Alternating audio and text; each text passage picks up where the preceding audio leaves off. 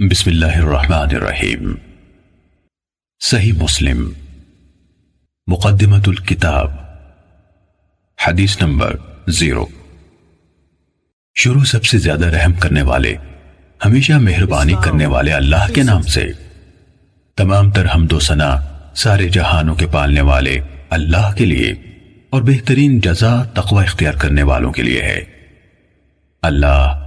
خاتم النبیین محمد صلی اللہ علیہ وآلہ وسلم پر اپنی رحمت نازل فرمائے، اور تمام نبیوں اور رسولوں پر بھی۔ اللہ آپ پر رحم فرمائے۔ بلا شبہ آپ نے اپنے پیدا کرنے والے کی توفیق سے یہ ذکر کیا ہے کہ آپ دین کے طریقوں اور احکام کے بارے میں رسول اللہ صلی اللہ علیہ وآلہ وسلم سے امت تک پہنچنے والی تمام احادیث کو ان کی منقولہ اسناد سمیت جاننا چاہتے ہیں، اور ان احادیث کو بھی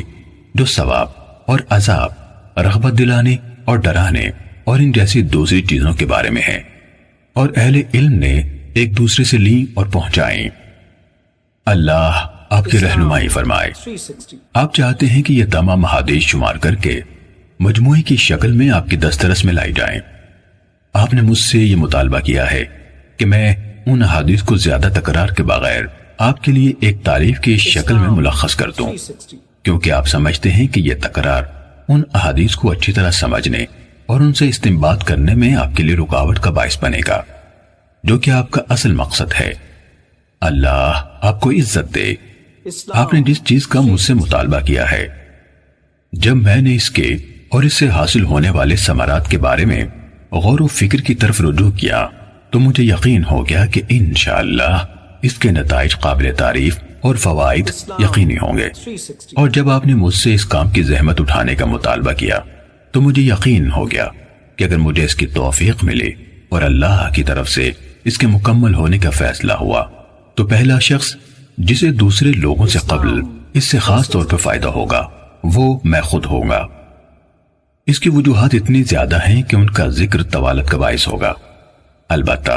اس کا خلاصہ یہ ہے کہ ان خصوصیات کے حامل کم احادیث کو محفوظ رکھنا اور ان میں اچھی طرح مہارت حاصل کرنا انسان کے لیے کثیر احادیث کو سنبھالنے کی نسبت زیادہ آسان ہے،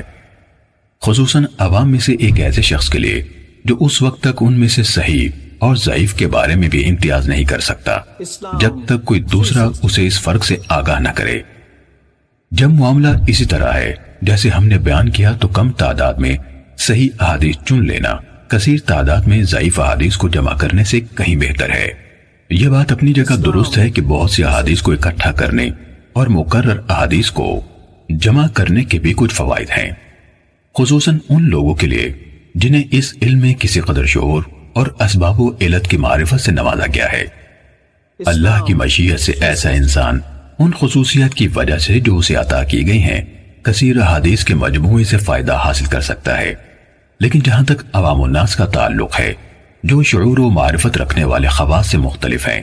وہ کم احادیث کی معرفت سے بھی عاجز ہے، تو ان کے لیے کثیر احادیث کے حصول میں کوئی فائدہ نہیں۔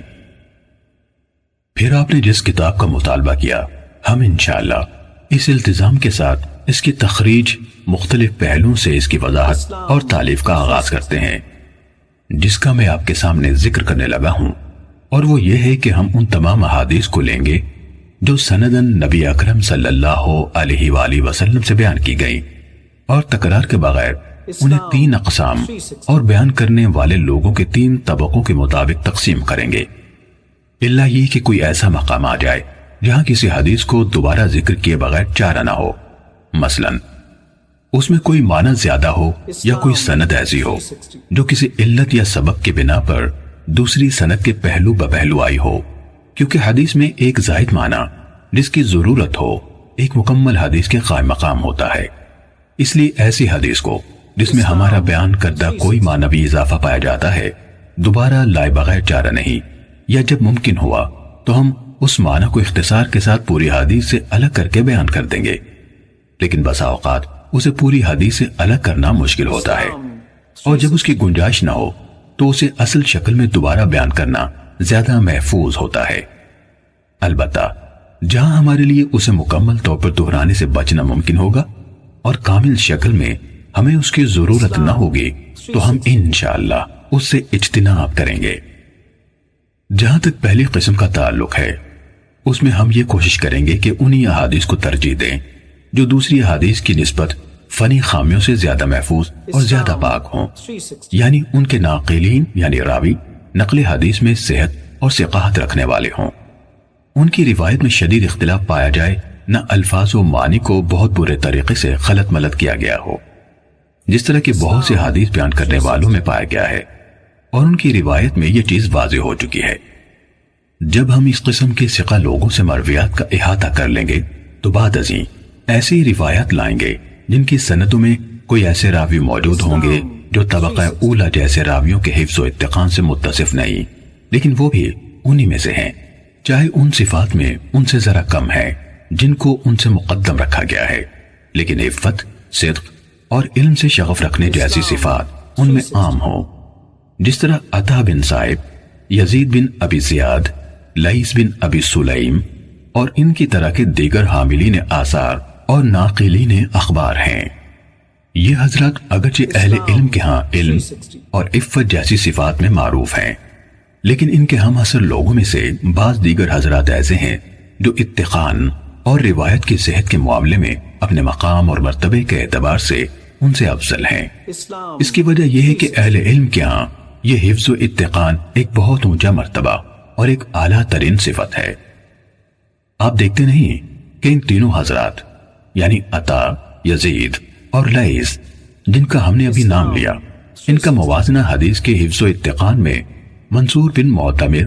سلیمان اعمش اور اسماعیل بن ابی خالد سے کریں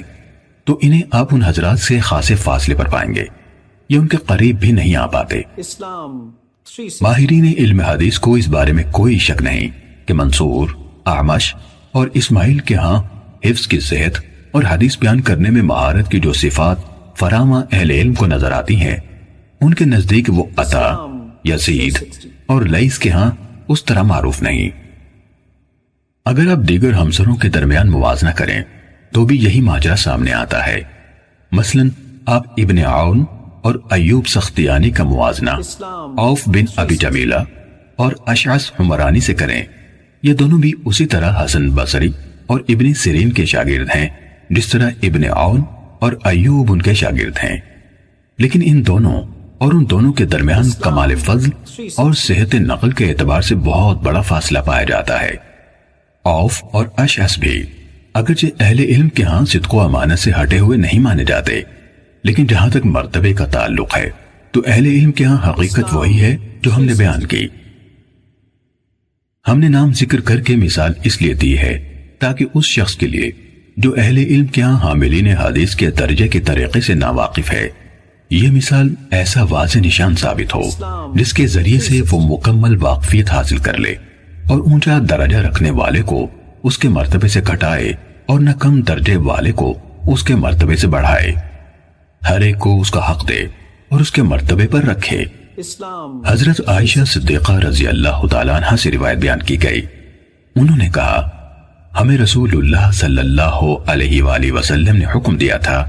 کہ ہم لوگوں کو ان کے مرتبوں پر رکھیں۔ اس کے ساتھ ہی اللہ کا حکم جو قرآن نے بیان فرمایا، ہر علم والے سے اوپر ایک علم رکھنے والا ہے۔ ہم احادیث رسول صلی اللہ علیہ وآلہ وسلم کو اپنی ذکر کردہ صورتوں کے مطابق تالیف کریں گے۔ جو احادیث ان لوگوں سے مروی ہیں جو تمام ماہرین علم حدیث یا ان میں سے اکثر کے نزدیک متہم ہیں، ہم ان کی روایت سے کوئی سروکار نہ رکھیں گے، جیسے عبداللہ بن مسور، ابو جعفر مدائنی، عمر بن خالد، عبد القدوس شامی، محمد بن سعید مسلوب، غیاث بن ابراہیم، سلیمان بن عمرو نخعی اور ان جیسے دیگر لوگوں کی مرویات سے بھی جن پر وضع احادیث اور روایات سازی کے الزامات ہیں۔ اسی طرح وہ لوگ جن کی مرویات کی غالب تعداد منکر اور غلط احادیث پر مشتمل ہے، ہم ان کی احادیث سے بھی احتراز کریں گے۔ کسی حدیث بیان کرنے والے کی منکر روایت کی نشانی یہ ہے کہ جب اس کی روایت کردہ حدیث کا دوسرے اصحاب حفظ اور مقبول محدثین کی روایت سے موازنہ کیا جائے تو وہ ان کی روایت کے مخالف ہو یا ان کے ساتھ موافق نہ ہو پائے۔ جب کسی کی اکثر مرویات اس طرح کی ہوں تو وہ متروک الحدیث ہوتا ہے، اس کی روایت غیر مقبول ہوتی ہیں، یعنی اجتہاد و استنباط کے لیے استعمال نہیں ہوتی۔ اس قسم کے راویان حدیث میں عبداللہ بن محرر، یحییٰ بن ابی انیسہ، جراح بن منہال ابو عطوف، عباد بن کثیر، حسین بن عبداللہ بن زبیرہ، عمر بن صہبان اور اس طرح کے دیگر منکر روایت بیان کرنے والے لوگ شامل ہیں۔ ہم ان کی روایت کا رخ نہیں کرتے، نہ ان روایات سے کوئی سروکار ہی رکھتے ہیں، کیونکہ حدیث میں متفرد راوی کی روایت قبول کرنے کے متعلق اہل علم کا معروف مذہب اور ان کا فیصلہ یہ ہے کہ اگر وہ راوی عام طور پر اہل علم و حفظ ثقات کی موافقت کرتا ہے اور اس نے گہرائی میں جا کر ان کی موافقت کی ہے، تو ایسی صورت میں اگر وہ متفرد کوئی ایسا اضافہ بیان کرتا ہے جو اس کے دوسرے ہم مکتبوں کے ہاں نہیں ہے، تو اس کا یہ اضافہ محدثین کے ہاں قبول کیا جائے گا۔ لیکن جس حدیث بیان کرنے والے کو آپ دیکھیں کہ وہ امام زہری جیسے جلیل القدر محدث سے روایت بیان کرتا ہے، جن کے کثیر تعداد میں ایسے شاگرد ہیں جو حفاظ حدیث ہیں، ان کی اور دوسرے محدثین کی روایت کے ماہر ہیں، یا وہ ہشام بن عروہ جیسے امام التابعین سے روایت کرتا ہے، ان دونوں کی احادیث تو اہل علم کے ہاں خوب پھیلی ہوئی ہیں، وہ سب ان کی روایت میں ایک دوسرے کے ساتھ اشتراک رکھتے ہیں، اور ان دونوں کی اکثر احادیث میں ان کے شاگرد ایک دوسرے سے متفق ہیں، اور یہ شخص ان دونوں یا ان میں سے کسی ایک سے متعدد ایسی حدیث روایت کرے جن میں ان کے شاگردوں میں سے اس کے ساتھ کوئی اور شریک نہیں، تو اس جیسے لوگوں سے اس قسم کی کوئی حدیث قبول کرنا جائز نہیں۔ اللہ ہی زیادہ جاننے والا ہے۔ ہم نے حدیث اور اصحاب حدیث